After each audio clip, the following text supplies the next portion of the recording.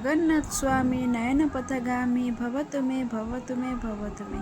जय जगन्नाथ बंधुगण, मो गोटे आपण मानक मो यूट्यूब चैनल स्वागत करुच्ची।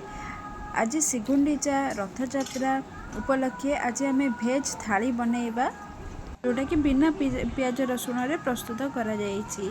देखंतु एठी मो डालमा बनाउछि। डालमा पेंका मो केवल अमृतभंडा आलू आउ हरड़ डाली रे डालमा बनाउछि। सबुदिन को छोट छोट काटिकी से मु हलदी लुण आउ गोटे बड़ टमाटो देकी सिझे देछि। से मु आलू चोखा आलू भर्ता बनैबा 4 खंडा आलू भी पकई देछि। एपटे मु कदली आलू भजा करी। कदली आलू भजाटा बहुत भल लगे। कदली को मु गोल गोल रे काटी नहीं वीडियो रे आपण देखि पारुथिबे। काटिकी मु गोटे कढ़ई रे पानी रे आलू आउ कदली को कटा होइतिबा पकेकी सेतेरे हलदी गुंड जीरा लंका गुंड आउ लुण आउ धनिया पाउडर जीरा पाउडर सब पकेकी आमे ताको सिझेई नबा। सेपटे सिझेइला बेलू मु एपटे भात भी कर देइछि। ए चाउलटा गान चाउल जोटा कि देसी चाउल कुआ जाए। एटा हला सारला चाउल जोटा कि बास्ना बहुत बढ़िया आसे आ खाइबा को बहुत सुंदर लगे। आमर डालमा बसीची सेपटे मु भजा भी बसई देइछि। एपटे मु भात चाउल भी पकई दउछि करबा पेंका। आपण भी थरे एई देसी चाउल ट्राए करंतु। सारला चाउल आकु कुआ जाए। एटा बहुत टेस्ट लगे खाइबा पेंका आ आर बास्ना भी बहुत बढ़िया आसे। देखंतु एपटे आमर डालमा सिझिकी पूरा रेडी हो जाइछि। देखंतु केते बढ़िया से सिझी जाइछि। मु आपन को गोटे देखौछि। देखंतु केमती आलू केते सुंदर सिझी जाइछि आ कलरटा भी बढ़िया आछि। एपटे आमर ऑलमोस्ट भात हो जाइछि। आमे गोटे कढ़ई रे किछि रिफाइन तेल जीरा आ लंका नबा सुखिला लंका नेकी ताकू भल भाव में बघारी नबा। डालमाटा बघारी साइला परे आपण बहलिया रखिबे। जदि रखिबे टिके जदि पानी पुरेकी गरम पानी पकेकी करि परिबे।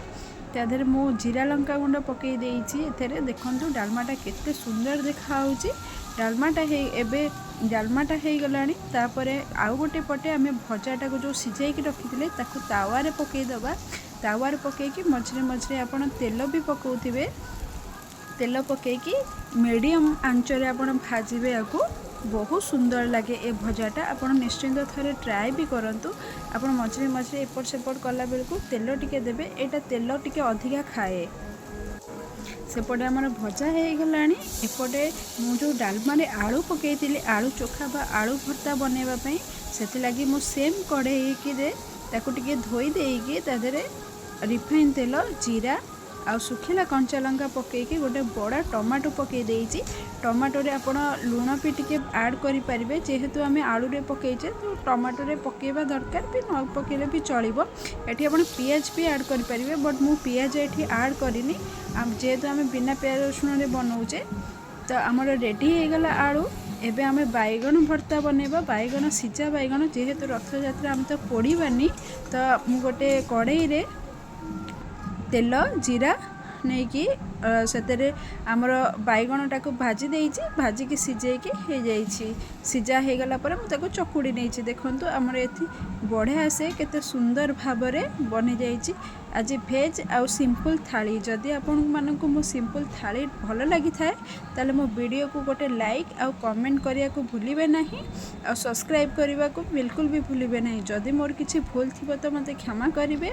आगो को को वीडियो मु आनिबी आपण मते निश्चिंत जणैबे। आपण मते जणैले मु मोटिवेट हेबी।